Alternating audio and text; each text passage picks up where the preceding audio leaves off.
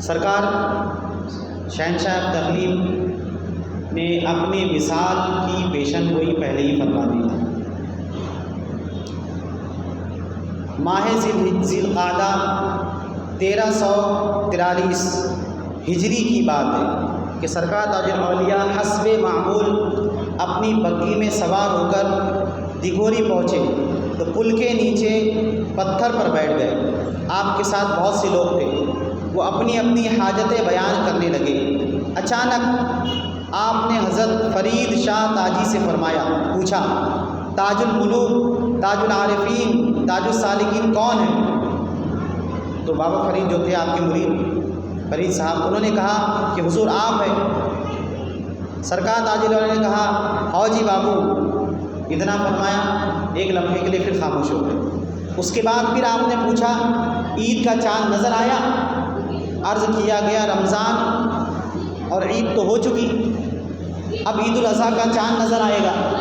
تو آپ نے ارشاد فرمایا ہاؤ جی بابو، اس کے بعد چاند نظر نہیں آئے گا، اس کے بعد چاند نظر نہیں آئے گا، اب عید الاضحیٰ، اس کے بعد چاند نظر نہیں آئے گا۔ اور اسی مہینے سے آپ کی صحت صرف مسلسل خراب ہونا شروع ہوئی، دن بدن آپ بیمار ہونا شروع ہو گئے۔ سرکار تاج الاولیاء علیہ الرحمہ کا معمول تھا کہ عیدین کے دن شہر ضرور تشریف لے جاتے اور اس دن تن مبارک پر ریشمی جبہ ہوتا، امامہ شریف سر اقدس پر ہوتا، ہر شخص زیارت سے مشرف ہوتا تھا۔ لیکن بقرعید کا دن تھا، یعنی عید گزری، اس کے بعد بقرعید آئی، تو بقرعید کا دن تھا۔ شام تک خادموں نے چاہا کہ آپ نیا لباس زیب تن فرمائیں، مگر آپ نے اس دن نہ کوئی نیا لباس پہنا اور نہ ہی شہر کی طرف تشریف لائے۔ الغرض یہ مہینہ اسی طرح گزر گیا، کبھی طبیعت ٹھیک ہوئی، کبھی خراب، کبھی طبیعت ٹھیک، یعنی چلتے رہا اس طریقے سے۔ کبھی جب طبیعت ٹھیک ہوتی تو سرکار باہر نکلتے، گھومتے اور اس کے بعد واپس تشریف لاتے۔ سرکار تاج الاولیاء اپنے وصال سے پہلے ہی موضع بیر بٹ، یعنی وہ جگہ جہاں آپ کی آج مزار ہے، جسے آج آپ کے نام سے تاج آباد شریف کہا جاتا ہے، اس کا نام پہلے تھا بیر بٹ، تو وہاں تشریف لایا۔ خدام بھی آپ کے ساتھ ساتھ تھے۔ اس جگہ سے جہاں پر آپ کی آج مزار مبارک ہے، آپ نے تھوڑی سی مٹی اٹھائی اور سونگھا اور فرمایا سبحان اللہ، کیا ہی اچھی مٹی ہے۔ کیا فرمایا؟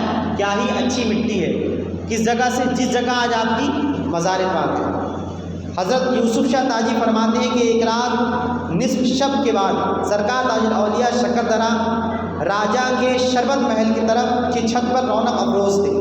میں معدب ہو کر کچھ فاصلے پر کھڑا تھا۔ سرکار تاج الاولیاء نے یک بارگی آسمان کی طرف دیکھا اور عجیب بھولے پن کے انداز میں سر پر ہاتھ پھیر کر فرمایا ارے میرا تاج کہاں، ارے میرا تاج کہاں؟ یہ سنتے ہی میرا کلیجہ دہل کر بیٹھ گیا اور میں سمجھ گیا کہ اب حضور کے وصال کا وقت قریب آ گیا ہے۔ آپ نے ارشاد فرمایا ابھی دیر ہے، ابھی کچھ دیر ہے۔ حضرت فرید خان صاحب فضا جو انجمن کے ہیڈ ماسٹر تھے، وہ ناگپور سے حیدرآباد جانا چاہتے تھے۔ آپ نے فرمایا کہ مجھے مٹی دینا، اس کے بعد جانا، مجھے مٹی دینا، اس کے بعد جانا۔ تو یعنی جس دن آپ نے فرمایا تھا اس کے تیسرے دن سرکار تاج الاولیاء کا وصال ہوا۔ داروغہ عبدالعزیز الحق جو شہر ناگپور میں سب انسپکٹر تھے، سرکار تاج الاولیاء کی نگاہ سے ان کے اندر تغیر پیدا ہوا، ملازمت چھوڑ کر قلندرانہ زندگی گزارنے لگے تھے۔ ان کا بیان ہے کہ سرکار تاج الاولیاء کی علالت کے دوران عرض کیا گیا کہ بابا اچھے ہو جاؤ۔ آپ نے ارشاد فرمایا اب کیا اچھے ہوں گے، ہزاروں کنکریاں کھا چکے، ہزاروں کنکریاں کھا چکے، اب کیا اچھے ہوں گے۔ 26 محرم کی 16-17 تاریخ تھی۔ سرکار تاج الاولیاء قدرے بخار ہوا۔ آپ نے 2 ماہ قبل ہی کچھ ایسے ارشادات فرمائے دیے تھے کہ سب مریدین اور خدام متفکر رہنے لگے، یعنی سب اب سمجھ گئے تھے کہ حضرت کے وصال کا وقت بالکل اب قریب ہے۔ حکیم ظفر حسین صاحب تاجی آپ کی خدمت میں مصروف تھے، نیز راجہ کی طرف سے ڈاکٹر خدمت میں حاضر رہا کرتے تھے۔ ایک دن ڈاکٹر چولکر صاحب خدمت میں پہنچے۔ یہ سرکار تاج الاولیاء سے بے حد عقیدت رکھتے تھے۔ انہوں نے معائنہ کیا اور فرمایا کہ مجھے تو کوئی مرض معلوم نہیں ہوتا، پھر کس مرض کا علاج کروں سمجھ میں نہیں آتا۔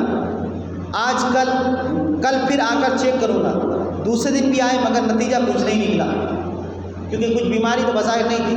الغرض ہر ممکن کوشش کے باوجود حضرت کی حالت حق کی طرف مائل ہوتی رہی۔ راجہ نے بحکم سرکار تاج الاولیاء ہر طرف اطلاع کر دی کہ ہر شخص آپ کی زیارت کے لیے آ سکتا ہے۔ ایک طرف راجہ کو سرکار تاج الاولیاء کی علالت سے پریشانی نے، اور دوسری طرف مقدمے کی فکر نے راجہ کو نڈال کر رکھا تھا۔ مقدمے کی پیشی کی تاریخ 19 اگست تھی اور 17 اگست 1925 کو بوقت مغرب سرکار تاج الاولیاء نے راجہ کو قریب بلایا، پلنگ سے اٹھ کر بیٹھ گئے اور اس سے ارشاد فرمایا، مت گھبرا، میرا بستر تیرے گھر سے لاکھوں برس تک نہیں اٹھ سکتا۔ میرا بستر تیرے گھر سے لاکھوں برس تک نہیں اٹھ سکتا۔ اب جہاں پر ابھی سکندرہ میں، جسے چھوٹا تاجامات کہا جاتا ہے، سرکار تاج الاولیاء کا بستر اور وہ آرام گاہ جہاں پر آپ رہا کرتے تھے آج بھی موجود ہے۔ اور جیسے کہ سرکار نے فرمایا لاکھوں برس تک نہیں اٹھے گا، یعنی اب وہ ویسے ہی رہنے والا ہے وہاں۔ اس کے بعد فرماتے ہیں لوگوں کا ہجوم بڑھتا ہی جا رہا تھا۔ سب کے لیے آپ نے ہاتھ اٹھا کر دعا فرمائی، ہر چہار جانب نظر رحمت سے دیکھا، پھر پلنگ پر لیٹ گئے اور 26 محرم مطابق 1344 ہجری 17 اگست 1925 بروز پیر بعد نماز مغرب ایک کھنکار کے ساتھ آپ کی روح پرواز کر گئی۔ انا للہ و انا الیہ راجعون۔ اس کے بعد فرماتے ہیں کہ حضرت فرید صاحب فضا فرماتے ہیں کہ سرکار تاج الاولیاء کے وصال کی خبر دور دور تک پہنچ چکی تھی۔ لوگ کثرت سے جمع ہوتے رہے۔ راجہ کی خواہش تھی کہ محل میں تدفین ہو، یعنی محل میں ہی حضرت کی مزار بنے، لیکن چونکہ سرکار تاج الاولیاء نے تاج آباد یعنی بیرپٹ کی زمین کو پسند کیا تھا اپنے لیے، چنانچہ نواب نیاز الدین خان جو کہ جو تاج آباد کا 84 ایکڑ کا جو پورا ایریا ہے، وہ نواب کیا نام ہے کا نیاز الدین صاحب، ان کی جگہ تھی، ان کی ملکیت تھی۔ انہوں نے اعلان کر دیا کہ مجھے 20,000 روپے مل جائے تو میں پورا بیرپٹ درگاہ کے لیے دے دوں گا۔ مجھے صرف 20,000 روپے مل جائے تو میں 84 ایکڑ پورا بابا جان کے لیے دے دوں گا۔ چنانچہ تمام خدام حاضرین کے مشورے سے بیرپٹ میں دفن ہونا طے پایا۔ کئی مقامات پر قبر کھودی گئی لیکن پانی نکل آیا۔ آخر کار اس مقام پر پہنچے جہاں کی مٹی سرکار تاج الاولیاء نے سونگی تھی اور یہاں قبر تیار کی گئی۔ 27 محرم الحرام کو زیارت کرنے والوں کا بے حد ہجوم تھا۔ دور دراز مقامات سے لوگ پہنچتے گئے۔ ہجوم کسی طرح سرکار تاج الاولیاء کے قریب سے ہٹنے کے لیے تیار نہیں تھا۔ پولیس بھی اس مجمع پر قابو نہیں پا رہی تھی۔ سرکار تاج الاولیاء نے اس مجمع کو کچھ فہم عطا کی تو مجمع وہاں سے ہٹا۔ پھر غسل کا انتظام کیا گیا۔ مولانا نجم الدین صاحب نے غسل دیا۔ غسل کے بعد کفنایا گیا، جنازہ تیار کیا گیا، بے شمار پھولوں کے ہار ڈالے گئے، جنازے کی گرد مضبوط بلیاں باندھی گئی تاکہ لوگ زیادہ سے زیادہ کاندھا دے سکیں۔ جنازے کو پورے شہر میں گشت کرایا گیا۔ سارا شہر ماتم زدہ بن گیا تھا۔